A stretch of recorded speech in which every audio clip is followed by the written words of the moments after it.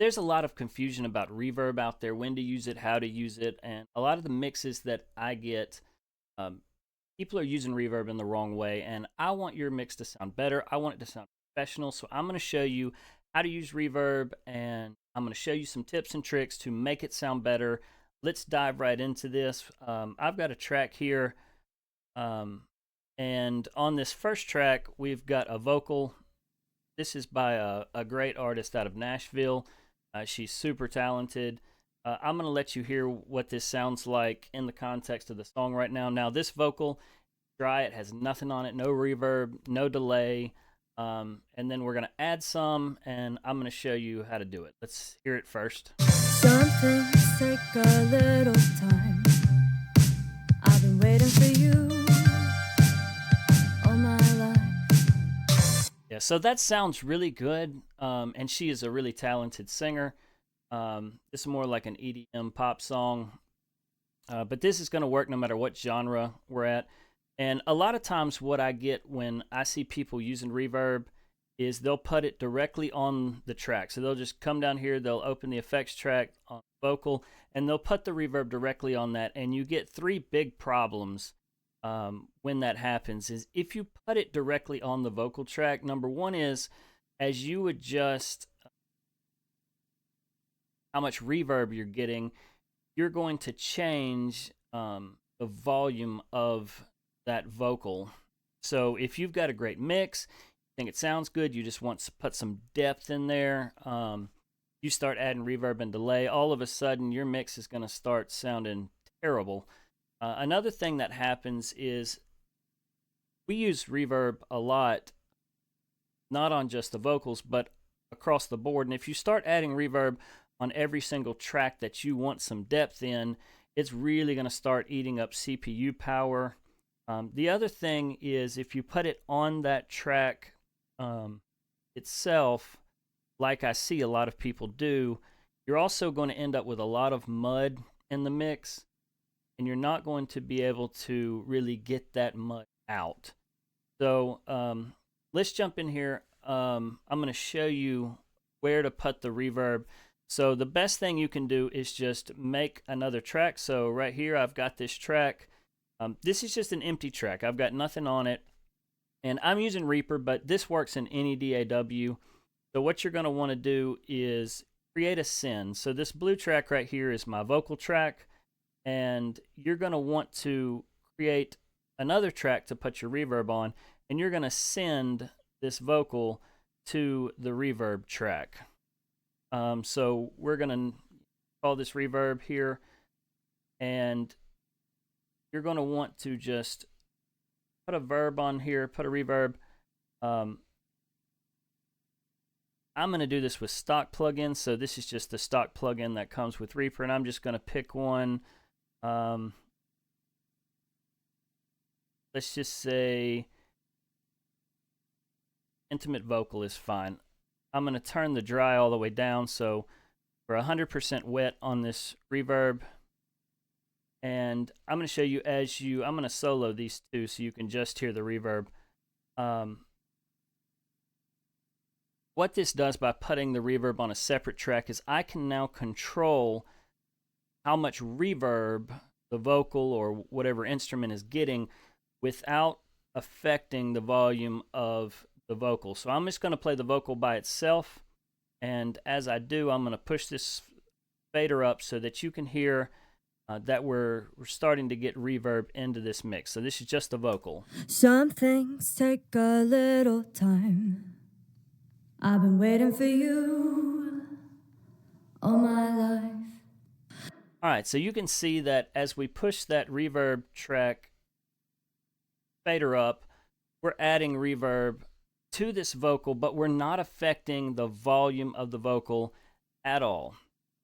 Now, one of the things that adds mud in the mix is that you have this reverb going all the time, and you really don't want that. Where I want the reverb, because if I put reverb and delay and I just leave it alone, just put what I think sounds good, what you're going to end up doing as they're singing, as the vocalist is singing or an instrument is playing, it's going to begin to get really washed out. Especially like think of a delay. You put a delay on there, some maybe slapback delay, and it's going to start delaying every single word that the vocalist is saying. And then all of a sudden it becomes a clutter, it becomes a mess. The same thing happens with reverb. So I'm going to turn this reverb up. I'm going to go grab just a stock compressor. So like I said, you can do this with the stock plugins. This is the stock compressor that comes with Reaper. I'm just going to pick a random, just a random preset setting. And right now, if I played it, this compressor isn't doing anything. So some things take a little time. We still got that reverb on every single word. But as I move this fader down, as I turn the compressor and start making it work, it's going to start ducking out that reverb as she's singing. So let me show you how that works. Some things take a little time. I've been waiting for you all my life. So you see, as we bring the fader down, as we turn this compressor on and make it work more, it's going to be turning that reverb off. And then as she gets to the end of her singing, the reverb's going to come back up. And that's what we're looking for. That is something that every pro does. Every pro does this when they're mixing, is they put that compressor after the reverb, because you're not wanting the reverb on every single word. You want her voice or their voice or the instrument, you want it to stand out and not get lost back in the mix somewhere by just washing it out with reverb. So by putting a compressor after the reverb, the compressor will duck that reverb out when she's singing, but then let it come back up as the line comes to an end. Some things take a little time. I've been waiting for you all my life. So that might be a little more dramatic than I might do, in the final mix. And always remember, no matter what you're doing to a track, whether it's EQ or compression or in the reverb, you want to listen to this in context of the whole song. Because when you listen to this song at the end, when you listen to your song, you're not going to be listening, say, just for the kick or just for the vocal or anything. You're going to listen to it in context of the whole song. So you should begin to mix in context of the whole song. Listen for that reverb. Play the whole mix, listen for that reverb. And then, when you start to hear it, maybe back it off just a smidge, because we don't want to overdo it with reverb. We just want to create some depth inside this mix, inside this song. Now, another thing that you should do this every time with reverb, delay. Anytime you've got effects like that going on, you want to EQ this out. So once again, I'm just going to grab the stock compressor that comes with Reaper. Like I said, your DAW is going to come with a stock compressor, a stock EQ, a stock reverb. All DAWs really come with these things. So you can do this with stock ones, or bought some fancy ones you like, that's fine. You can use those as well.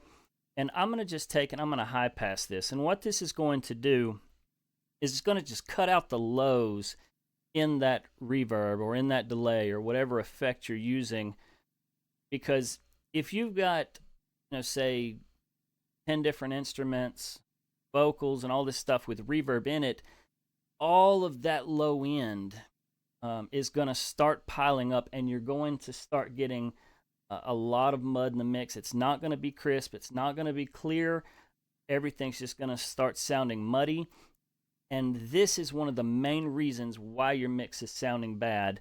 It's because you've got all this low end just reverberating around with reverbs and delay. And this is how you get rid of it. Let's just EQ that out. So right around, say, 250, 300, I'm going to just wipe off that low end. This is a pretty gradual slope.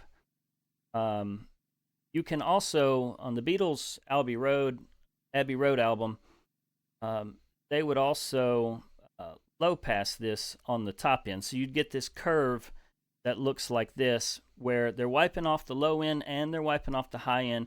And it's really just the mids that are filling up with the reverbs and the delays. And this is where most of the information in the reverb and delay is anyway. So you can choose to low pass it, not. But I mean, I strongly urge you to, to high pass everything. Cut off those lows and keep them from building up in the mix. Now, the other thing that putting the reverb track on its own separate track will do is it allows you to save CPU space, because instead of having 10 different instruments or whatever, however many you've got going to a reverb, what you can do is you can send all of your vocals, all of your drums or your guitars or whatever. You can send everything to one reverb track. And this saves a ton of space on your CPU. If you start putting reverb on every single track, depending on how fast your computer is, you may get to where it won't even play the song because it's trying to do too much. So just by putting reverb on one track and sending your instruments and vocals to that one track, this can save you a lot of headache. The other thing that you can do is you can adjust. So if I open up this routing again, this right here is where it's receiving that vocal signal. And right here is my volume to it. And your DAW is going to have the same sort of thing. It's going to have a volume send to that. So if I wanted less vocal sent to that reverb, so I wanted less reverb in the vocal, but I've got other things going to that reverb and I really don't want to adjust the fader on the reverb channel, what you can do is adjust the amount of signal that you send. So if you want to send more signal, you just move it up, less, move it down. The other thing you can do is you can control your pan. You can control whether you're sending the left or the right. So you can sort of create, let's say you've got a guitar that's on the left, but you only want the guitar reverb on the right. And a lot of times you'll do that is you'll pan the reverb on, like, say, a guitar or something opposite of where you're panning the actual instrument. You might want the reverb on the right even though the guitar's on the left. This is a way you can do that with the pan on the send itself. This is what every pro does, is they do not put the reverb or the delays, those sort of effects, on the channel itself. They put it on a separate channel. This gives you a lot more flexibility. It helps you with memory and the speed of your computer so it doesn't bog down while you're adding these effects. The other thing that it does is it cuts out the mud in the mix. It makes the song crisper, clear, makes it sound more professional, because this is what the records on the radio, the records you're listening to, this is what they're doing with the reverb. They're ducking the reverb out of the way and letting it come back up after the vocal is finished singing. It's not washing the vocal out. You're getting a crisp, clear vocal that stands up front and present in your mix. It also works on any of these instruments that you're adding. Just make a reverb track. Now, one of the things you might want to do when it comes to, say, like the vocals, you may want to have like a short reverb, a mid-length reverb, and then maybe a really big reverb. And what you might want to do is, say, in the verse, use a shorter reverb. Then when it gets to the chorus, you might want to use, a bigger reverb. When it gets to that last chorus, that really big part of the song, you might want to put that really big reverb on the vocals so that, that it stands out and it's just bigger. So you can do more than one reverb track. Just make sure that you put each one of them on a separate track and create sends and send those tracks to the reverb track. And this will give you a lot more control, cut out the mud. It'll make it a lot easier when it comes to the mastering process, getting everything loud, because you got to think what the mastering process is doing is it's trying to take all of the volume and push it up as loud as it can. The problem is if you've got all of this reverb running, that's going to soak up a lot of that energy that could be used for loudness. So by sort of ducking that reverb out while the vocalist is singing and letting it come back up at the end, that will give you a louder mix at the end, and it will make it more clear. It will make it more professional. If there's something else you'll need, just reach out to me. I'll be glad to help you.